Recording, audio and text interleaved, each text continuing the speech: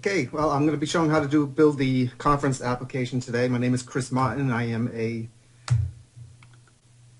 solutions engineer for Alpha Software, and this is my email contact if you need to get a hold of me for anything. Okay, I'm just going to go through these slides kind of quickly. The reason I want to have the slides up because I have a lot of links at the end of this presentation that'll come in really handy for some of the tools that I use and links to different sites that you're going to need to get to in order to create and publish mobile applications. I started developing several years ago using Visual Basic, Power Builder, Toolbook, a lot of people haven't heard of. Went on to do Delphi, IntraBuilder, Visual Studio 6.0, and then Visual Studio.NET tools, Pocket PC, ASP.NET, C#. Pocket PC was an earlier version of a mobile device before iOS came out with the phones. I've published Windows for Windows Phone using Visual Studio, C# and Silverlight, which are native tools for building Windows Phone applications, and these are some of my applications that I built. To give you an example of what the development environment looks like, this is Visual Studio. What you see here in the middle is the XAML code for creating the screens on the left over here, and basically the properties. This is the code behind that has to be written in order to make things happen with Visual Studio. Next, I went on to developing for Android, Google Play, Amazon, and Nook using Eclipse tools, Java programming language, and XML. My first published apps I did for the Kindle Fire, the original Kindle Fire that were out, and also for Nook. This is an example of the development environment that I had to use. This is Eclipse. Over here is my UI. They give you a graphical representation, but you also get a, which is actually easier to use. It is very clumsy to use the graphical area when you want to drop and place things around the screen. So here's the graphical, here is the XML that is behind that actually makes up all the code on that screen. And here is what the Java code looks like for the back end. This is just a little snippet of code here. There's tons of code in here. Under the source page, you have code for the guitar about, report, all the different screens that you saw there, see on this device, all have their own code behind. Next, I went into iOS development for the iPad and also the iPod and iPhone development. Another programming language I had to learn Xcode, which is the IDE, Objective-C, and Cocoa, which is the UI for developing in iOS. Here's an example of a screen. Here is a storyboard for my guitar app here. Basically, these are all the screens, and each one of these screens on the left over here have code behind that has to be added in here. You have a .h file and a .m. .h file basically contains all your references. So if you want to reference any of the buttons or anything that's on that screen, you have to add a reference that can be accessed through the .m file, which has all your code for everything that you want to do. This is, like I said, just a little snippet of code. This is just for one page, and there's several pages that you're not seeing here of code. Next, I went on to do Xamarin development. I thought it was a tool that was going to allow me to write a lot less code, but really didn't give me that much of a benefit in writing less code. I actually was able to share some code down here, and you see the math time shared code down at the bottom here. I was able to share some code, but however, I still needed to do all the coding for handling all events that happen in the application. So if I click a button, anything that I do, I have to do it one way for Android, and then down here, I have to do it another way. Right, that was my question for about iOS. Reusing code. I was just wondering if you mean reusing it when you go from platform to platform. Basically, the code that you'll be using, able to reuse, is any business logic. I see. Okay. Code. However, you still need to actually create. If you're using classic Xamarin, there is Xamarin Forms, but Xamarin Forms is very weak as far as its abilities compared to standard Xamarin applications. But we don't see, this is actually the IDE for Xamarin. There is also an IDE for Visual Studio, which you can do all your development in Visual Studio. Now, if you want to do a Windows Phone app, as you see here, you're not seeing anything for Windows Phone, because the only way you're going to do Windows Phone using Xamarin is you have to have Visual Studio using their plugin in order to create the application. And then all you're basically gaining out of it is the shared code again, right here. So I have not actually published anything using Xamarin to this day, because it just didn't seem like it was the tool that I wanted to really have a code base that my UI and my backend code can all be pretty much as one, with very little separation of functions. So anyways, like I said, the reason I wanted to go through this slideshow is because at the end of the slideshow, which you can download this, I have links to some of the tools that I use when developing. These are some of the tools that I use to display or mirror my devices on the screen, computer screen. So when I'm doing a presentation, you can't see my physical device. So I'm mirroring it on the screen, and I use MobiZen for Android, Reflector for iOS, and Project My Screen. These are either free or they're really cheap, under $20 for these tools, and they really come in handy. Next is links to, if you want to develop and actually publish your applications to one of the stores. These are all the links for creating accounts for Google Play, Amazon Developer, and Nook. Now, those are all Android, so the same APK file that you will create can be published at all three. So why not create an account? They're pretty much free. I think Google Play is a one time for life, $25 to create an account at Google Play. Amazon and Nook are free. iOS Developer, this is a link for creating an account for publishing to iOS. Now, you don't really need this account as far as building your apps and testing, but when you want to finally publish it and test on a device, you then need to have a iOS developer account. And that's why you can create provisioning files and your keys that basically, it's kind of like a protection that, that your software went through Apple software development, so that people aren't putting viruses and things up on the internet. So basically, you create it's to protect your files in order to go into their store. Windows Phone development, if you want to do Windows Phone, this is also a free account now. It used to cost $99 a year, but I believe it's free now. And then finally, some of the other tools that are out there: Alpha Software, GitHub, which is where we're going to go to next. Sketch is a graphic tools that I use to create a lot of the assets that were required to publish to the stores, because they want screenshots and things like that. And this allowed me to create all the different size screenshots that I needed for all the different stores. Mandrill is a mail server that we're using. ZebraHost is where I'm publishing my Alpha source code, basically. Alpha server is where my Alpha server is running. PhoneGap build, if you want to actually create an APK file, a ZAP file, or a ZAP file for Windows, you need to build it using PhoneGap. That's a free account for up to one application. However, if you want more than one, it's about $10 a month. And then finally, Zoomer is a presentation tool that I'm using here, which I'm assuming you use every once in a while, which allows me to zoom the screen, and it comes in handy for doing presentations. So I'm going to escape out of this, and I am going to first go to our GitHub account, which is at github.com/alphaanywhere. The first thing I'm going to do here, after I zoom out, so I'm going to select Alpha DevCon 2015. This is the first original app that we created, the first one we published. The final version is not up here yet, which I will be showing.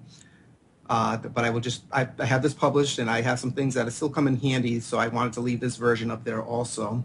If I click on that, down on the lower right here, you will see there's a download zip. I'm going to click on the download zip.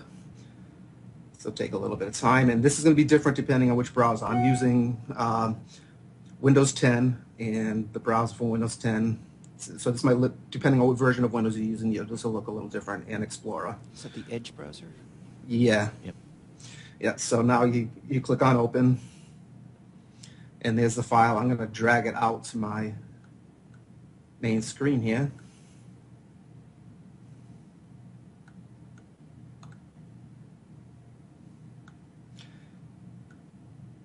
You can see I have here right now, this is the mirroring of the application as you will see it. I can't hide it for whatever reason.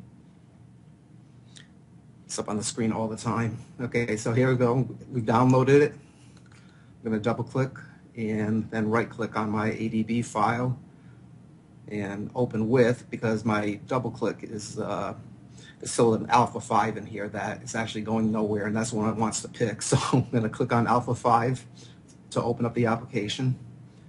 And this should work for you. Everything should be in there that you need in order to open up the Cruise speakers. This was actually created, the original version of this was created for somebody else. It was for a cruise, wasn't it? It was for a cruise. A cruise conference, yeah. A cruise conference, and that name was still there. I started off the application using this because a lot of stuff was in there that I needed already. I'm going to double click on that. And you'll be able to see everything that I used to create this here. I'm going to go right to the live preview to show you that right from the download you can actually run this.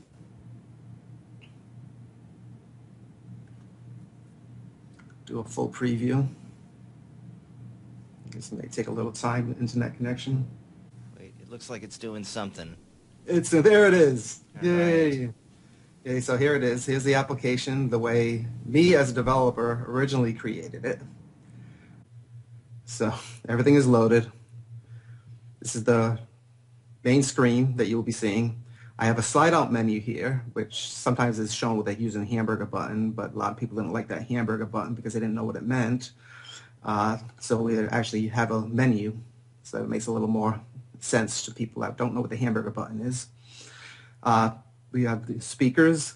This has changed. The application, the database behind this has changed, and that's why you're seeing a lot of blank rows here or repeated names, because this was originally filtered based off of being a separate list for speakers and for sessions, but we actually ended up combining them into one screen, so the detail ended up changing.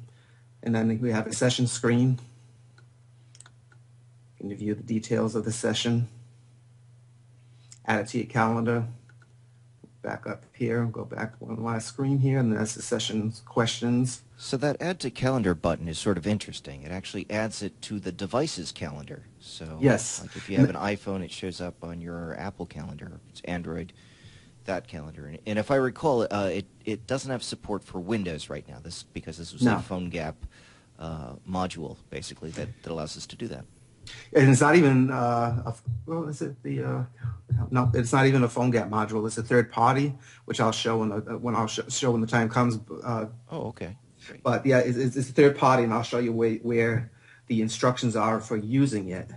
There is a link for it to include it in alpha when you publish the PhoneGap. However, it's not one of the default tools that is made for a PhoneGap. Somebody wrote this, and it's up there as a tool that anybody can use for free. Great. So add the calendar won't work here because that's a PhoneGap, so it might just even throw an error here. Yeah, basically it's going to throw an error. Right. Some things can only be tested on a real device. On a real device. Yeah. So anyways, this is what the application looked like, but then we handed it over to an actual designer. I'm a developer, and there's a difference between a designer and a developer and how things end up looking in the end. And I am going to open up the designer's screen here. And these are the screens that were created by Adina Bricklin. That name may sound familiar. And she basically, instead of having the menu pull out and the drop down for filtering, it's a 3-day event. So basically we're scanning between the three, basically filtering the database to show for day one. And then, sorry, I'm about to click on this and it's not one of my devices running. And you will navigate users. Yeah, this is just we just got back photos, right, when you were... we just got photos. Yeah. Mm-hmm. So actually, let me bring up one of my devices here. Which one do I want to bring up? I'll bring up this one. This is the This is what the application ended up finally looking like. It looks pretty close to what the picture is. Mm-hmm. So here's the, and I'm trying to click on here, and I don't need to do that. I need to click it over here. I'm in the wrong screen doing this. I have to actually click it on my device. Some of these emulators allow you to click in here. This one is not allowing me to click in here. So here's our sessions page.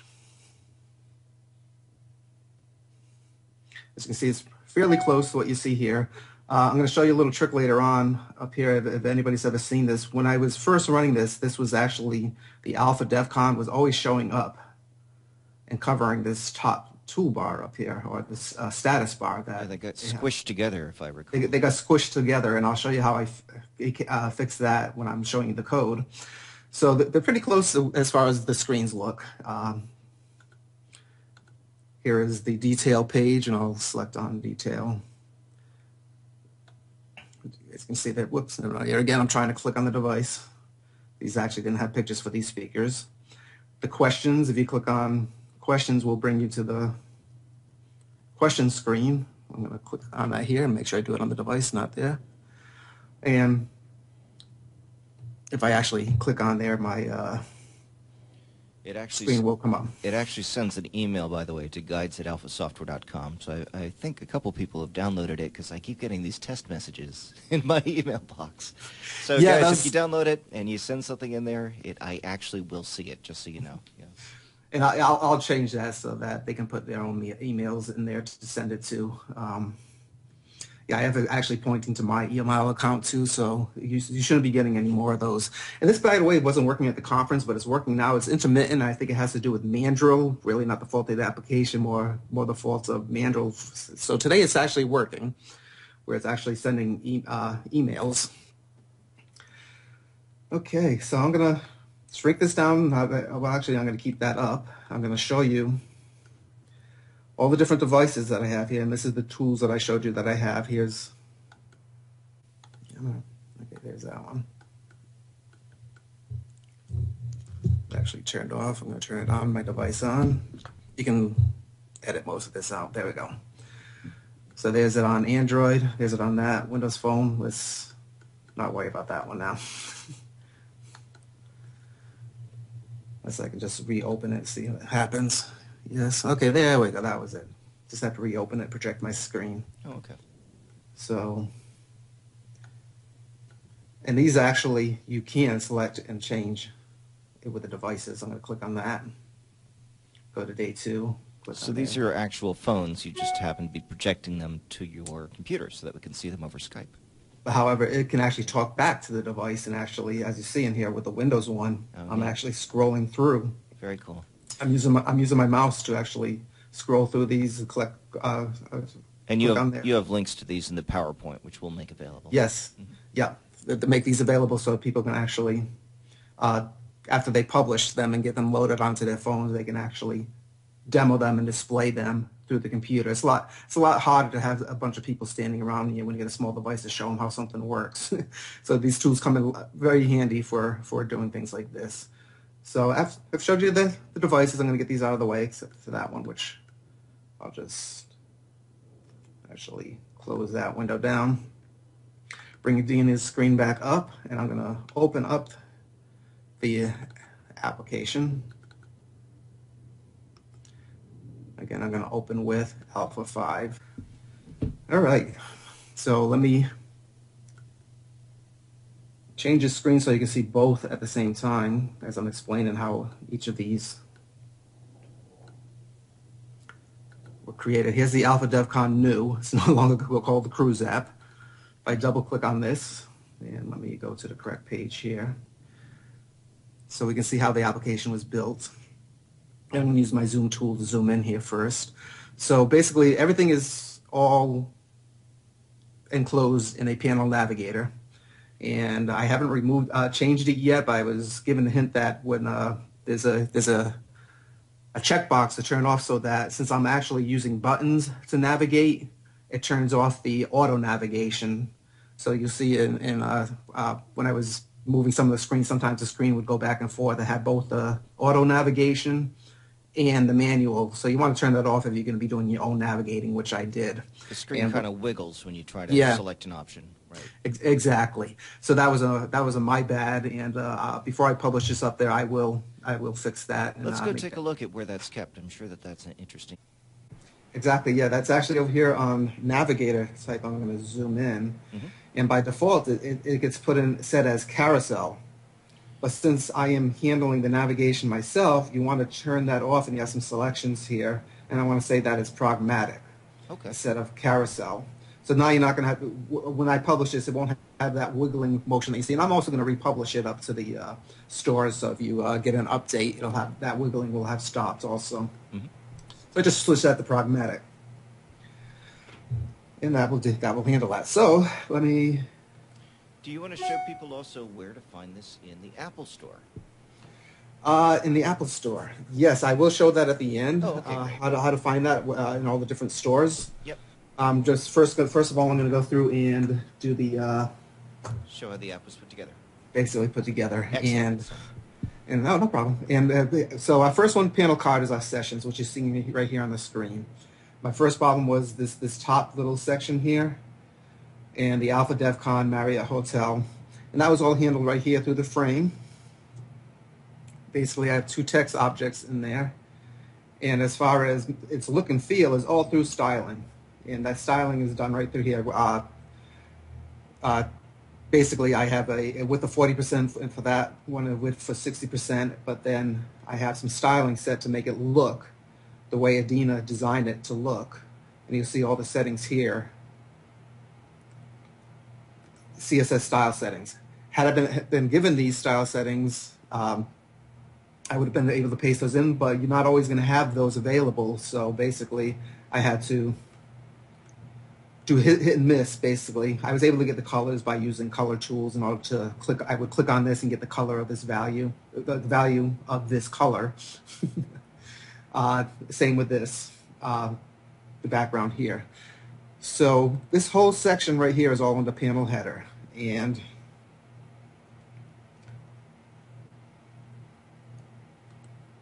basically that is this whole section right here. This is your panel header. This is your chop piece, the frame, the Alpha DevCon, and then this is the rest of your header. I basically copied and pasted this whole header on each of the other screens when I created the other screens. It's just the values that were in this section right here changed from screen to screen. But basically I use the same layout of components here. The list that you're seeing is all through the session list. This session list is actually a SQL link to a GoDaddy account. I'm going to switch back to here, and I'm probably going to have to log in again. Yes, I am. So here's my GoDaddy account, the database that I created. Very simple, single database. Session name, speaker name, descriptions, long descriptions, the pictures, everything is stored in this one database. As I said, the original design was also using the same structure, but it based the speakers displaying in the list on whether or not there was a description of a bio of that particular speaker to display. That's why you're seeing everything show up right now, because we changed that whole thing. So here's our data. Very simple. It's not only 3 days of data here, so this is all our data here for all the different sessions. Like I said, this is done through GoDaddy. My connection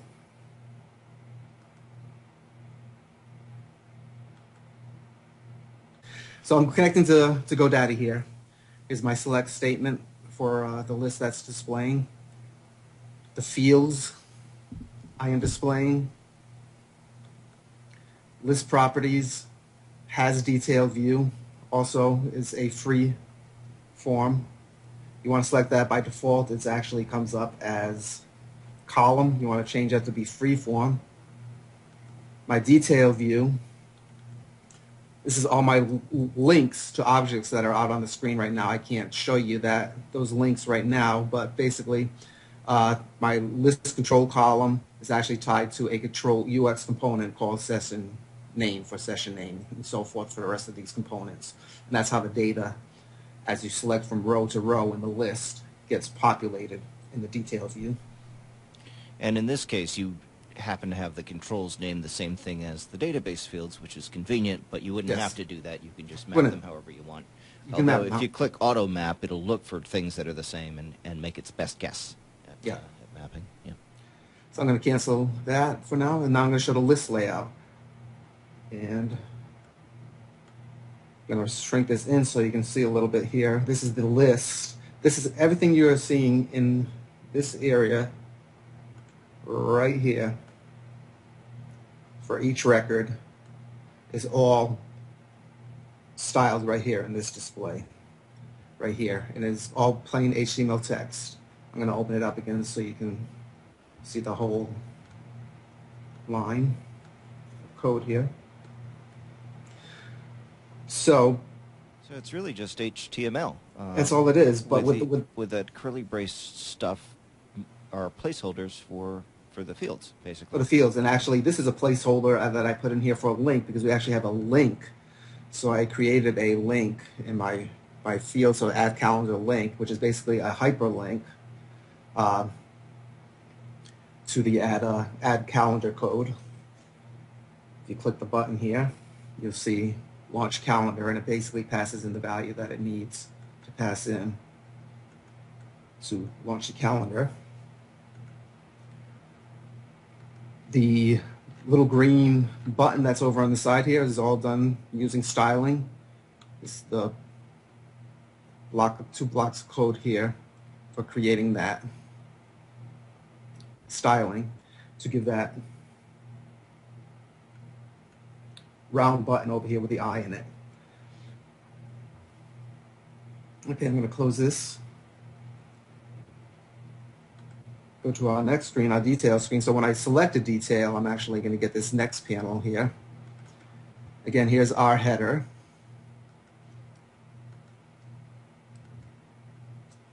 And that is basically, again, this section up here.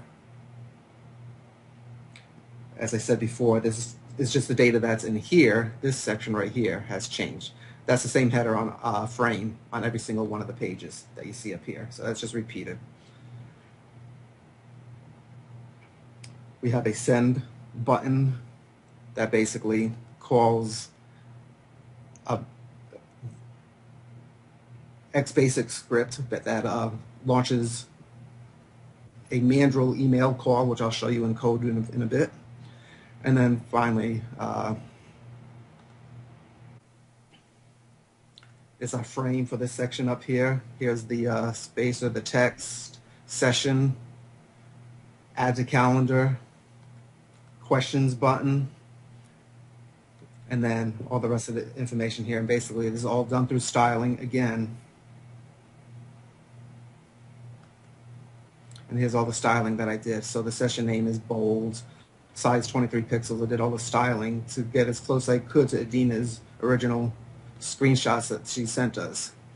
And then finally, the speaker's photo, speaker's name, company, and so forth. All this information right here. So you have two different sections. There's this frame at the bottom, which contains all this code, and then this frame right here, which contains all of these values right here. Now when I click on questions, again, we have the same header, and let me select the correct screen here. So there we go, there's a question screen. Like I said, there's a cancel button. That cancel button is this one actually right here. You can't see the actual text that's in there.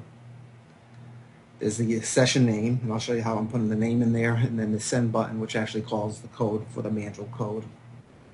The questions button that was on the other screen basically brings you to this one over here. So let's get into our code behind. First, let's look at this simple one, the XBasic. This is the code here for mandrel. This key right here is the only thing that's going to have to be custom for you when you're creating this. I will be changing that or pulling that out before I publish that, but this is where your manual key will go. And basically this will send a message containing the question text that you type in right here, and then send that as an email through manual server. As I said, Dave, you shouldn't be getting that anymore because it's now going to me instead of guides. Oh, it's just saying that from right now, but I'll probably be blocking that out so they can put their own. Your email goes here, your return goes here, your code, your key goes here. And we have a whole nother video and project up on GitHub showing you how to use manual email, so just in case you're interested. Now, our JavaScript functions. So our launch calendar, this is the code for launching the calendar. I'm going to take it to, in a bit here, to PhoneGap, and well, not PhoneGap, but the GitHub where this person that created this shows you how to use this. This is the code here for basically adding that data to a calendar. I'm going to switch over to my web. And basically, this is the component. Scroll down a little bit in this plugin, you'll see where I got the code from. I didn't actually come up with this myself, for creating a calendar. And as you can see, there's some differences between whether it's an iOS calendar or if it's an Android calendar. You do things a little differently, and that's what I'm going to show you here in the code. So here was that one section, that top section that I highlighted, where I'm setting the main values.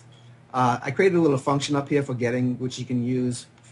I'd recommend copying this for setting your dates. Your dates have to be in a particular format, and this will put it in that format. So if you call this function with the date that you're passing in from wherever you're passing it in from, you pass in that date and then the start time. They're two separate values in this case, and then I put them all together as a timestamp here in order to create the calendar. Some other information that goes in the calendar, the location, description is passed in, error messages in case anything happened, or if everything was successful, we say session added to your calendar, and that's what that code is right there. And then finally, the platform specific. If it's an Android, this is how I actually do my call to add it to the calendar. If it's iOS, and let me zoom in. This is how you do the call right here. So there's a difference between the two on how you actually. They're pretty close, but they're just slightly different. And then finally, Windows Phone isn't supported, so I'm just alerting a message saying not supported, or if it doesn't know what it is. Again, it's not supported. I did a thing here called an add event listener, and that was so I could capture some things as they happen. One of the things I wanted to capture was what I was telling you about, is the status bar on the top. And I wanted to have that status bar be overlay web view false, and to show you where there's a checkbox setting also in your PhoneGap settings. So this has to be set, and I'm basically doing that if it's iOS. So basically, if my platform, that platform. And this stops the problem of having the top header squish into the time and carrier and all the other stuff that typically appears at the top of the phone screen. At the top of the phone. This will fix that. And let me just go, I'll go to it right now, mine as well. In PhoneGap, if I open this up, way down at the bottom here, you'll see this status bar. You need to have that checked also. Right there.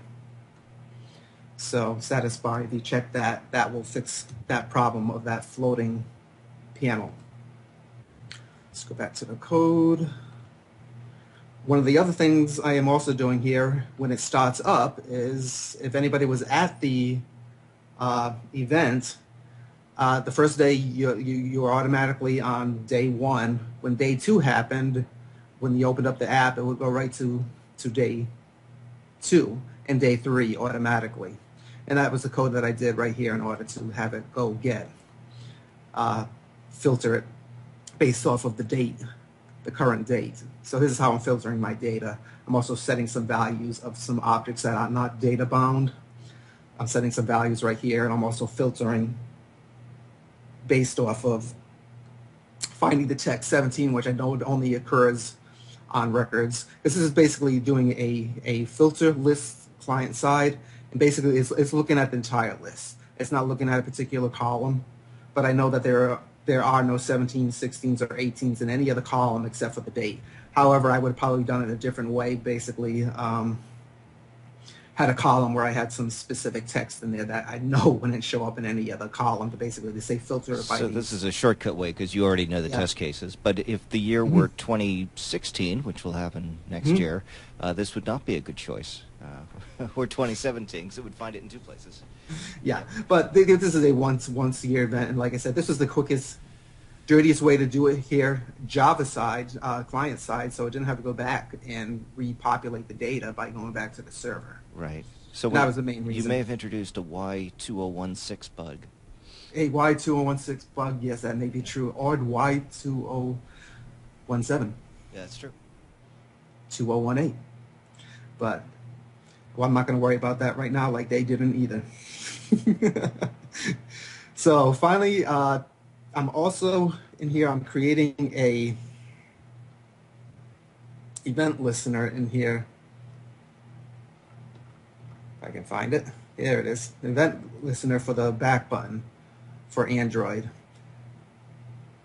That event listener, basically, if you on many Android devices, you have the little arrow button that's always displayed at the lowest part of your phone that basically acts like a back button. However, if somebody clicked the back button instead of the actual back button of the application, it would take them out of the application. So I didn't want that to happen every time, so I was able to block that by adding an event listener here for the back button. That code is right here. And that was at the very beginning here. I have a page name, and every time I change pages, I'm setting this value of page, so I know which page they're on if they hit that back button. And I basically just pop them, right back to that page they're already on. Yep. They're already on anyway, so it just blocks it out, blocks out that button, so it doesn't take them out. So here's the code right here for setting the next day. Those are the 2 arrow. The next day and the previous day is right here. Those are the 2 arrow buttons. It's basically the same code. I'm setting some values. I'm doing a filter on the list again. I'm searching for certain dates again. Like I said, in some cases, this is not going to work later on, but the best thing for me to do on this, and I think we're going to build this actually as an application, a complete application that people can reuse. Dave, we were planning on doing that still? Yep, we'll do that. We'll build this so you can there's actually going to be a site where you can enter your data, pick the number of days your events for, and basically be able to create your own custom one, tools to do that, and basically use this tool to view it, and it will have a more sophisticated way of filtering the data off JavaScript side on the client side when we get there. We'll do it actually by the actual date. Actual date. We'll have a column for the actual date instead of 2 separate fields. So that is basically how the app was created. I'm going to go to the publish section now. We're going to probably be doing separate videos on this, but in your publish, you have your local web root. So if I want to just publish locally here and run it locally, I would select local web root. However, I want to publish this to, say, ZebraHost. I would create a custom one, and I did that by selecting and editing, and I created a new profile here called Alpha DevCon, and it has all my settings in here, and these settings you will get from ZebraHost to publish your account to ZebraHost, so you have all the tools of Alpha Server for getting your data access. If you're doing a data access, if you have to have data access, you can create an app that doesn't have data access, and you won't even need to do this. But here's my Alpha DevCon where it's actually getting published to. I would then click Publish All Files. I'm not going to actually do it right now, but it will actually depending on what settings I have here, whether I set it for external, which is the last way I did it. Basically, I'm using my own FTP program, or you can also use the built-in.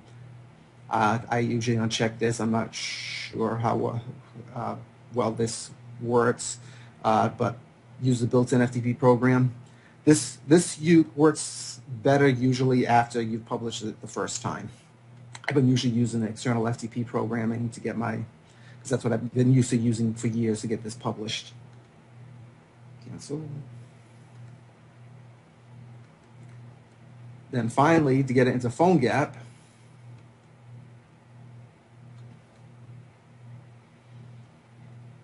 these are all the things that I had to do. You have to have a PhoneGap account, and this is my login to get in there. That won't be in this application when I publish it. It'll say something like, put your own values here instead. Alpha DevCon is Alpha DevCon new is the UX component, which is right here that I'm loading. This is the URL for Ajax calls. That's the same location that I created in the publish screen. That's the location where everything is being published to. Application ID, this is usually your reverse domain, so alphasoftware.com, so it's com.alphasoftware, and then whatever name you want to give your particular application. Versions of PhoneGap that you're using. Let me zoom in so you can see a little better. Application's name, Alpha DevCon. The description of your app. App email. PhoneGap version. This version right here is actually the version of your app, and you need to change this every time you publish changes. You need to make sure you up your version, because it will think you're publishing. When you finally go to the store, you're overwriting with the same version previously, and it won't accept it. So you want to make sure that you remember to take and update that number once you publish for the first time to the store.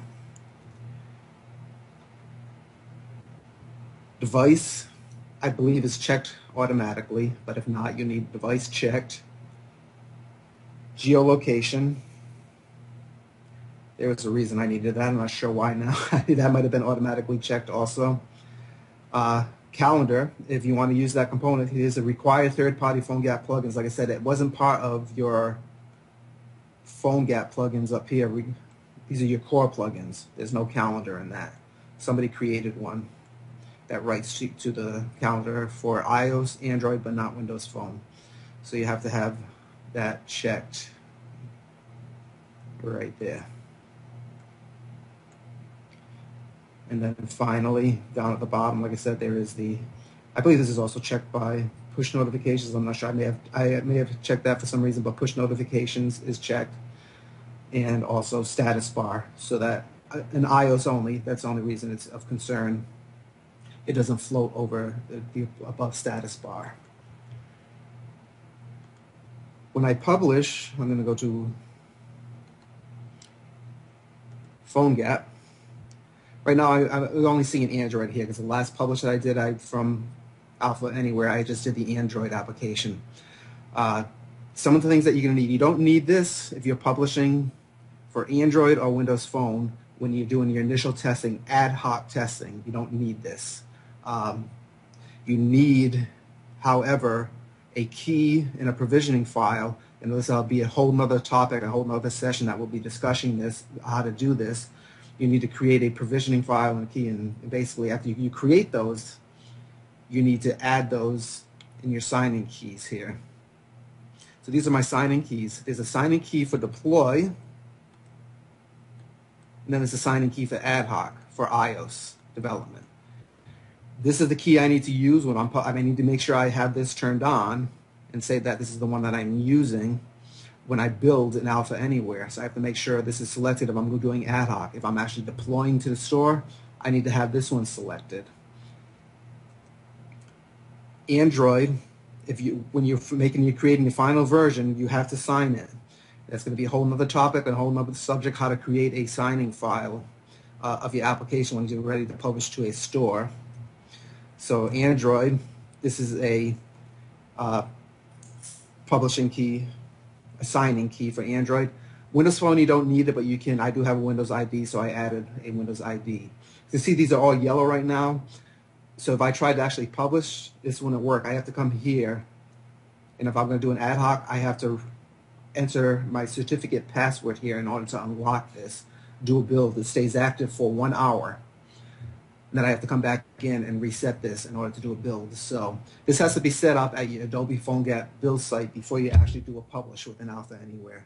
And Dave, I think we can probably do a complete separate video on how to do all of this stuff at some other time. Yep, that makes sense.